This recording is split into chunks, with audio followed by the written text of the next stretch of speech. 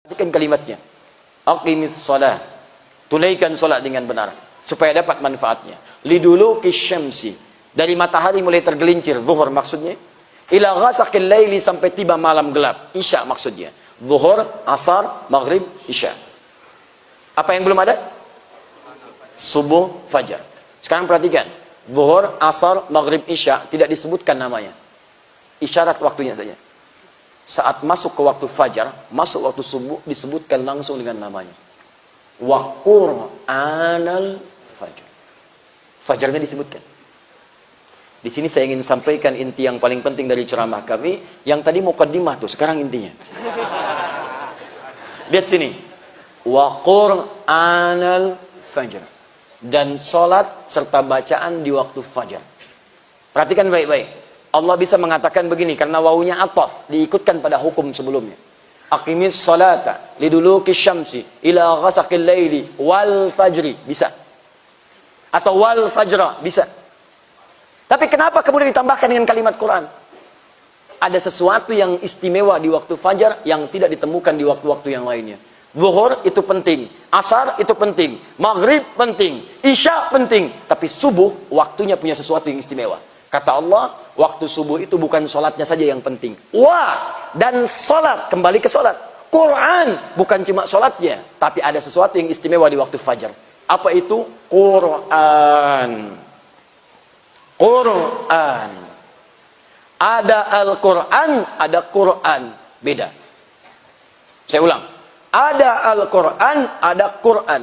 Beda. Apa bedanya? Yang satu pakai al, yang satu tidak. Al-Quran dan Quran. Nah, dalam kalimat bahasa Arab ada kaidah begini. Ziyadatul mabna tadullu ala ziyadatil makna. Kalau satu kalimat punya perbedaan tambahan huruf, maka maknanya tidak sama. Walaupun kelihatan serupa. Satu Quran, satu Al-Quran. Serupa kalimatnya, tapi yang satu pakai alif lam, itu beda. Kalau disebutkan menggunakan alif lam, Al-Quran, maka itu yang dimaksud adalah firman Allah Subhanahu wa Ta'ala yang terangkum dari Al-Fatihah sampai dengan An-Nas, 114 surah, 30 juz. Itulah Al-Quran. Disebut Al-Quran dari kata Al-Qur'u, bunyi yang terdengar. Kalau diperdengarkan disebut dengan qiraah. Bismillahirrahmanirrahim. Qiraah. Kalau diperdengarkan terus tanpa bosan, Quran. Tambah alif lam, yang ini bukan yang lain. Kenapa disebut Al-Quran? Karena bacaan ini beda dengan yang lain. Terus dibacakan tanpa pernah orang bosan.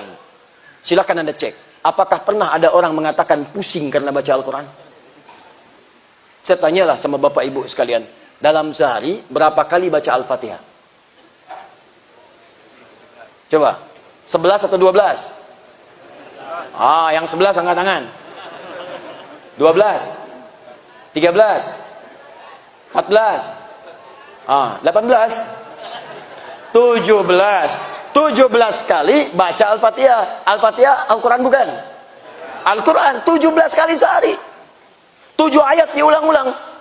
7 ayat, 17 kali dalam sehari. 2, 4, 4, 3, 4. 2 subuh, 4 zuhur, 4 asar, 3 maghrib, 4 isya. 17 kali sehari, tak pernah berhenti. Nih, yang mau saya cakap tuh begini. Bapak, Ibu, sejak mulai kita balik, kita kan sholat. Taruhlah usia dari sejak 13 tahun. Perempuan 9 tahun, sholat. Sekarang sudah umur 40 tahun, sudah umur 30 tahun, sudah umur 50 tahun ke atasnya, 60 tahun. Masih sholat. Setiap hari 17 kali. Kalau 17 kali setiap hari, kalikan 30 hari. Dikalikan 12, berapa jumlahnya? Kali 30 tahun.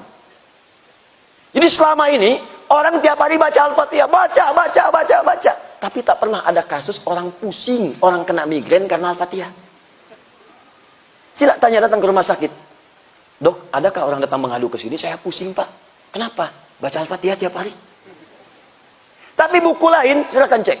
Kitab lain cek. Kitab paling hebat, majalah paling bagus, baca 17 kali sehari. Baru 3 kali, dah bosan. Kok ditinggalkan? Hafal. Tapi Al-Fatihah tidak, Al-Quran. Karena itu disebut menggunakan Al-Quran. Karena kitab ini istimewa, beda dengan bacaan-bacaan biasa. Tapi kalau alif lamnya dihilangkan, Quran, alnya hilang. Maka ini dalam fikih tidak diartikan kecuali satu.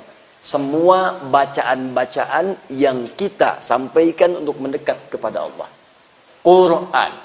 Bisa masuk Al-Qurannya, bisa masuk doanya, bisa masuk istighfarnya, bisa masuk zikirnya. Semua bacaan yang bisa kita mohonkan kepada Allah disebut dengan Quran namanya. Masuk Al-Qurannya, masuk zikirnya, masuk tasbihnya, masuk tahmidnya, masuk istighfarnya, itulah Quran. Dahsyatnya amalan subuh. Subuh itu bukan cuma sholatnya yang penting, tapi semua bacaan kita akan langsung dipersaksikan oleh Allah dan seluruh malaikat-malaikatnya. Perhatikan hadis Nabi berikut ini. Kata Nabi, tajtami'u malaikatul laili wa malaikatul nahari fi waqtil fajri. Semua malaikat siang dan malam akan berkumpul di waktu fajar menyertai orang-orang berzikir kepada Allah Subhanahu wa taala. Karena itu kalimat Qur'annya, inna Qur'anal fajri kana masyhuda. Sungguh semua bacaan yang disampaikan di waktu subuh itu semuanya didengar langsung, disaksikan oleh Allah dan semua malaikatnya. Karena itu ketika ada orang berdoa, bukan sekedar doa di waktu subuh. Di sampingnya banyak malaikat mengaminkan. Ya Allah berikan si fulan A, ya Allah rukunkan kami, ya Allah anugerahkan kelancaran pekerjaan. Malaikat menyampaikan amin, kabulkan ya Allah, amin, kabulkan ya Allah. Cuma memang sifat malaikat itu gaib, tak tampak. Sebab kalau ditampakkan tak jadilah Tuhan berdoa. Tak jadi ibu berdoa. Ya Allah, mohon lancarkan urusan hamba. Amin. Samping. Siapa? Malaikat maut. Tapi tenang saja, bukan ke kamu kok. Saya mau datang pada si fulan dulu. Tak jadi kita berdoa. Jadi kita mohonkan amin, amin, amin, amin. Doa. Istighfar. Astagfirullah, astagfirullah, astagfirullah. Malaikat mengatakan, ya Allah ampuni dia, ampuni dia, ampuni dia. Karena itu saking pentingnya waktu ini, bahkan ada orang disebutkan dalam Al-Quran, sebelum subuh, dia sudah memburu waktu ini. Istighfar menjelang subuh. Waktu menjelang subuh disebut dengan sahar namanya. Sahar, sahar, sahar. Ada orang ahli istighfar sebelum subuh. Dan disebut oleh Allah langsung dalam Al-Quran, ini calon penghuni surga. Ada calon penghuni surga yang sedang beraktivitas di bumi. Apa diantaranya? Wabil asharihum yastaghfirun. Di waktu sahar menjelang fajar, dia berburu istighfar taubat di hadapan Allah Subhanahu wa taala. Ya Allah ampuni saya. Ya Allah ampuni saya. Ya Allah ampuni keluarga saya. Ya Allah ampuni masyarakat saya. Ya Allah ampuni tetangga saya. Ya Allah ampuni kawan saya. Minta. Itu ahli surga, ahli taman surga, orang takwa yang sedang beraktivitas di bumi. Itu dalil yang ada di Quran, surah ke-51, ayat 15 sampai dengan ayat 23. Di ayat 18-nya, wabil asharihum yastaghfirun. Kalau kualitas subuh ini kita maksimalkan seperti ini, sebelum subuh datang, istighfar, astagfirullah, astagfirullah, astagfirullah. Koreksi diri, ya Allah, saya banyak maksiat, ya Allah. Bagaimana kalau saya wafat sekarang, ya Allah? Antum tuh wafat loh. Kita itu akan meninggal. Kita akan wafat. Kita akan pulang. Kita akan mudik kembali kepada Allah. Apa tidak malu kalau pulang membawa banyak dosa? Saya mau izin bertanya pada hadirin semua. Siapa yang tidak punya dosa, boleh angkat tangan. Apa? Angkat saja, saya pulang. Lebih berhak untuk ceramah. Siapa yang tak punya dosa, boleh angkat. Baik, tak ada. Siapa yang dosanya sedikit saja, dosa sedikit, angkat tangan. Siapa yang dosanya agak banyak, boleh angkat tangan. Siapa yang dosanya banyak, boleh angkat tangan. Oh, Masya Allah, boleh angkat. Alhamdulillah. Siapa yang ingin masuk surga, boleh angkat tangan. Turun. Siapa yang ingin surganya surga Firdaus, angkat tangan. Masya Allah. Siapa yang di surga ingin bersama Nabi, angkat tangan. Tuh. Mulai banyak keanehan kan? Mengaku dosa banyak, ingin masuk surga. Dan surganya langsung bersama Nabi, luar biasa. Nabi Adam nyicipi buah khuldi sedikit, sifat kemanusiaannya. Sifat kemanusiaannya menyicipi buah khuldi sedikit, keluar dari surga. Ini dosa ngaku banyak, pengen masuk. Bagaimana kita kemudian bisa menghapuskannya? Apa tak malu kita pulang kepada Allah membawa banyak dosa? Bapak ibu saja merantau, dikenal banyak masalah. Dikenal suka merampok, dikenal suka mencopet, dikenal suka mencuri, dikenal bikin rusuh. Apa mau kemudian pulang ke tempat dia pulang?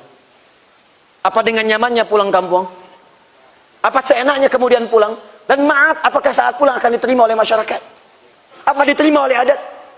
Dalam urusan dunia saja, merasa banyak salah, punya aib, takut pulang, takut mudik. Bahkan tak punya bekal pun takut pulang. Tak mau pulang. Allah pertontonkan, turunkan miniatur kehidupan akhirat ke bumi. Setiap kali usai Ramadan, akan Idul Fitri, banyak orang mudik.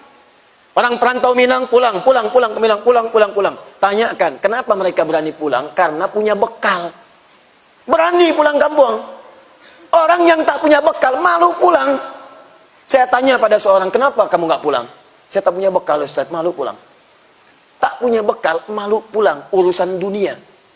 Kenapa Anda yang merasa banyak dosa, sudah siap merasa untuk pulang? Yang punya bekal, luar biasa. Cari. Menjelang mudik, Masya Allah. Bahkan di Jawa itu, orang baru punya Honda, motor bebek. Karena bekalnya sudah banyak, berani pulang. Motornya bebek, bekalnya singa. Dus ditaruh di belakang, pelepah pisang disandingkan, motornya bebek, bekalnya sampai ke atas, ditulis di belakangnya, di atas knalpotnya, aku pulang sayang. Karena punya bekal. Bahkan dikontak di tempat dia mau pulang, abang pulang nih sekarang. Pulang, yang punya rumah cat rumah dengan baik. Semua disambut dengan mulia. Disiapkan makanan-makanan, ada rendangnya, ada macam-macamnya, ada jusnya, ada buahnya. Buahnya pun unik-unik, ada buah naga. Ya, ada jus alpukat, ada nanas, ada macam-macam, muncul semua. Bahkan ada yang luar biasa terjadi setahun sekali. Luarnya kalengnya kongwan, dalamnya rangginang isinya. Muncul setahun sekali. Disambut semua urusan dunia. Apa Anda tak siapkan pulang menuju akhirat nanti dengan bekal yang sempurna? Apa tak rindu pulang disambut malaikat?